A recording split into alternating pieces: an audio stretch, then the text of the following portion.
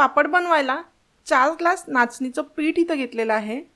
पीठ बनवायला तुम्ही नाचणी दळून आणू शकता किंवा डायरेक्ट पीठ हे तुम्हाला शॉपमध्ये मिळून जाते। गॅसवर एका जाड भांड्यात पाणी गरम करायला ठेवायचं। 4 ग्लास पिठासाठी 4 ग्लासच पाणी इथं घेतलेलं आहे। पाण्याला उकळी आल्यावर त्यात जिरा, ओवा, तीळ, हिंग, मीठ आणि पापडखार घालून मिक्स करायचं। तुम्हाला हवं असल्यास यात तुम्ही थोडं लाल तिखट सुद्धा टाकू शकता। आता आपल्याला या पाण्यामध्ये एका हाताने थोडं थोडं नाचणीचं पीठ घालत दुसऱ्या हाताने बेलण्याने ते घोटत राहायचं आहे, मिक्स करायचं आहे। बेलण्याने ते व्यवस्थित घोटत घोटत मिक्स करायचं।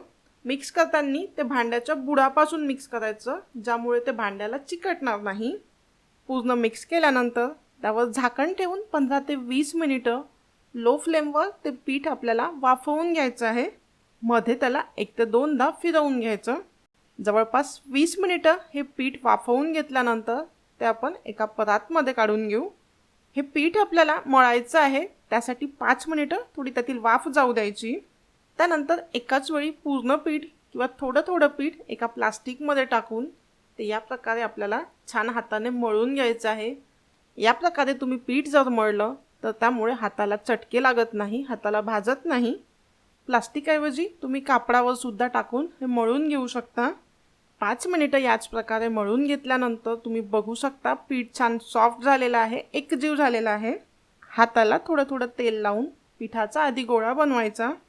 पापड इथे लाटायचा आहे, त्यासाठी तुम्ही पापड मशीन किंवा पोळपाट बेलणं घेतलं तरीही चालेल, पण त्यासाठी 2 प्लास्टिक घेऊन तिकला तेल लावून घ्यायचं।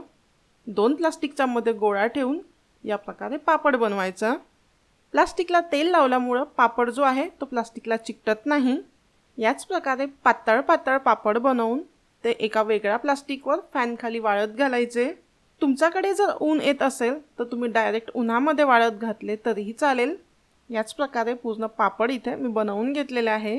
1 दिवस फॅन खाली आणि 2 दिवस उन्हामध्ये वाळवल्यानंतर वाळवणातील हे नाचणीचे पापड इथं बनवून तयार आहे। तुम्ही बघू शकता याला रंगही किती छान आलेला आहे।